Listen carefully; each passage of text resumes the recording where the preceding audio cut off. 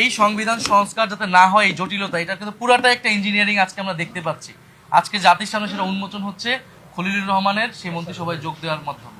আমরা মনে করি যে আজকে সরকারি দল হিসেবে তারা যে সংবিধান সংস্কার পরিষদের শপথ নিল না, এটা গণভোটের যে গণরায় এসেছে হ্যাঁ পক্ষে, সংস্কারের পক্ষে, সেই রায়কে বৃদ্ধাঙ্গুলি দেখানো হয়েছে এবং প্রতিশ্রুতি ভঙ্গ করা হয়েছে।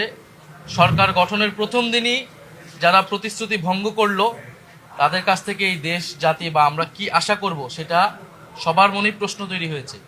এবং এটা শুধু রাজনৈতিক প্রতিশ্রুতি ভঙ্গ নয়, এটা কিন্তু আইনি সংকট এবং জটিলতা তৈরি করেছে।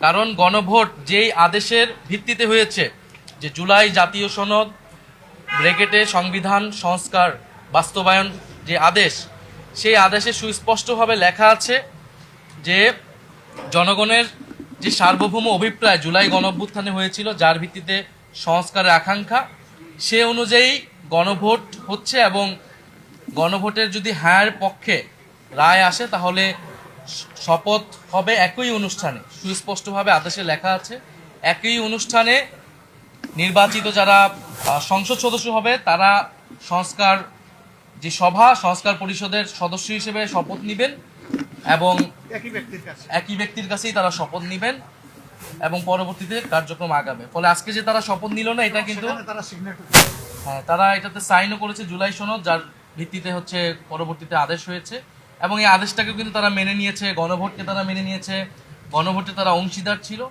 ফলে যেই ব্যাখ্যা তারা দিচ্ছে এই ব্যাখ্যাটি একেবারেই গ্রহণযোগ্য না। কারণ গণভোট বলতেছে সংবিধানে নাই, গণভোট জিনিসটাই সংবিধানে ছিল না। গণভোটের বৈধতা হচ্ছে সেই আদেশ। ফলে সেই আদেশ সবাই মেনেই আমরা এই নির্বাচনে এবং গণভোটে অংশ নিয়েছি। ফলে এখানে একটা আইনি এবং সাংবিধানিক সংকটও তৈরি হলো। আমরা জানি না এটা কিভাবে এটা নিরসন হবে।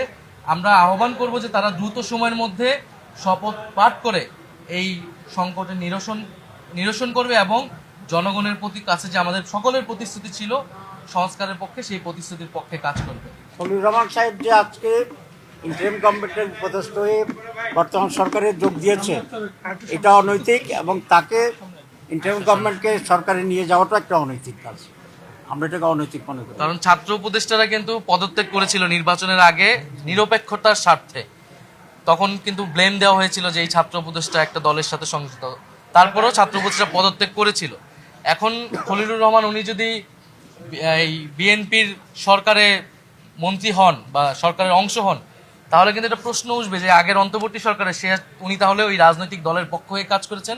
এবং নির্বাচনে যে ইঞ্জিনিয়ারিং এর কথা আমরা বলতেছি, আমরা যেটা দেখলাম যে কারচুপি হলো, ফলাফলে কারচুপি হলো এবং অনেকগুলো আসন হারিয়ে দেওয়া হলো আমাদেরকে, এবং পরিকল্পনা করে 2/3 আসন সরকারি দল নিয়ে নিল।